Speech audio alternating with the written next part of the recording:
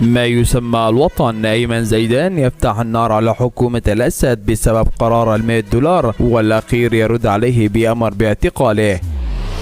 وفي التفاصيل، انتقد الممثل السوري في وقت سابق أيمن زيدان إجبار حكومة النظام السوري القادمين من الخارج على تصريف $100 أمريكي. وقال زيدان في منشور على فيسبوك: شارفت على 70 من عمري ولم يحدث أن اضطررت لتصريف 100 من عملة الإمبريالية من أجل أن يفتح لي ما يسمى الوطن أبوابه. وأضاف زيدان: زمن المفارقات والغرابة. لا تعليق. يذكر أن حكومة النظام أصدرت في وقت سابق قرارا يلزم السوريين القادمين إلى البلاد عبر المطارات بتصريف $100 كشرط للدخول إلى سوريا. وبحسب نشرة المركز السوري، الأمر الذي عده سوريون بمثابة سرقة رسمية لكون المصرف المركزي يعطي أسعارا أقل من الأسعار الحقيقية. كما سخر السوريون من القرار، معتبرين أن النظام يحاول تحصيل الأموال منهم بأي طريقة متاحة لديه وإن كانت غير منطقية.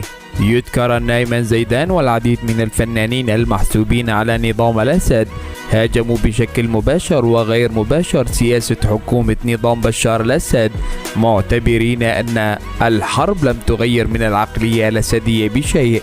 وقد تناقلت العديد من الصفحات اليوم خبر مفاده أن نظام أسد اعتقل الفنان السوري أيمن زيدان من منزله بالعاصمة دمشق، مرجحين أن يكون السبب دعوى قضائية حول تصريحات زيدان الأخيرة. فيما أكد أقاربه عبر عدة منشورات أن الموضوع ليس له علاقة بتصريحات أيمن زيدان النقدية، وأن السبب الاعتقال تعود لخلافات عائلية بينه وبين أخوته على أمور مادية. فيما علقت صفحة جبلية اليوم عبر منشور مطول أن نظام الأسد لن يسمح لأي أحد مهما كانت درجة قرابته أو بعده من القصر الجمهوري بالاستهزاء والسخرية من قوانين سنتها الدولة، في إشارة واضحة لانتقادات الفنانين الأخيرة. ولد الفنان أيمن زيدان في 1 أيلول سبتمبر لعام 1956 في مدينة الرحيبة شمال شرق العاصمة السورية دمشق. أحب الفن منذ مراهقته ودخل المعهد العالي للفنون المسرحية في دمشق رغم معارضة أهله له، وتخرج منه عام 1981. قدم زيدان العديد من الأدوار الخالدة في المسرح والتلفزيون والسينما، أهمها أدواره في مسلسلات نهاية رجل شجاع وأخوة التراب والجوارح ويوميات مدير عام. أما على صعيد السينما فمن أفلامه أحلام المدينة والأب، كما أشرف على عدة شركات إنتاج تلفزيونية وسينمائية. تزوج أيمن زيدان عدة مرات خلال حياته، آخرها من كاتبة السيناريو المصرية نشوى زايد.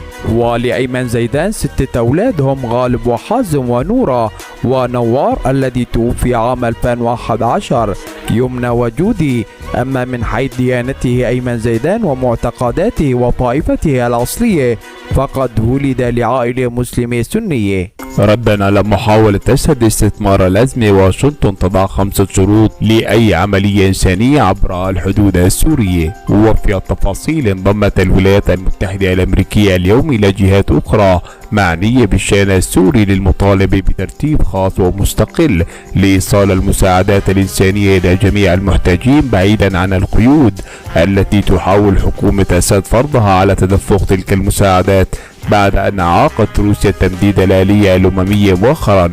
وخلال جلسة لمجلس الأمن تناولت الأوضاع في سوريا، قالت المندوبة الأمريكية الدائمة في مجلس الأمن إن روسيا مسؤولية مباشرة كاملة عن تباطؤ عمليات تسليم الأمم المتحدة عبر الحدود للمساعدات الإنسانية عبر باب الهواء، بعد أن رفضت روسيا التفاوض على التمديد الآلية فيما كان حقا نقض الفيتو، بمثابة تذكير آخر بأن روسيا لا تولي اهتماما كبيرا أو لا تهتم باحتياجات الأشخاص المستضعفين.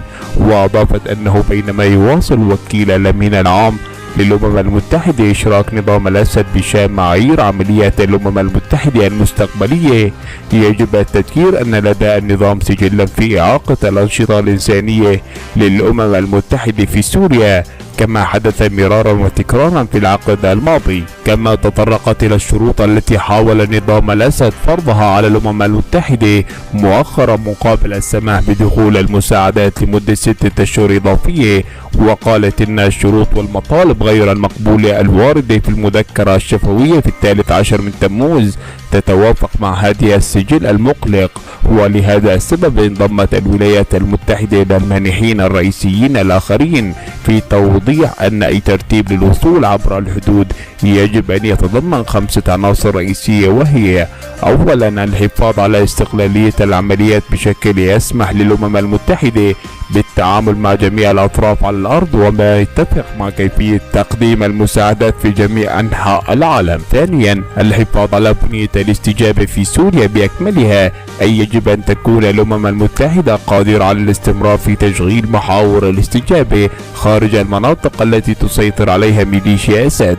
ثالثا ضرورة منح الوصول لأي أطول فترة ممكنة على أن لا تنقضي في منتصف الشتاء، إذ لا يوجد مبرر لضمانات وصول قصيرة الأجل ومخصصة في ظل الوضع الإنساني الراهن. رابعا يجب أن يظل تقديم المساعدة منسجما مع المبادئ الإنسانية، أي يجب أن تحافظ الأمم المتحدة على قدرتها على تحديد تخصص المساعدات بما في ذلك التصميم والاستهداف. خامسا يجب أن يحافظ أي ترتيب على عملية المراقبة عبر الحدود التي تم إنشاؤها أصلا بموجب القرار 2165، وبالتالي تجنب الشركاء المحللين والمستفيدين أي متطلبات إبلاغ جديدة.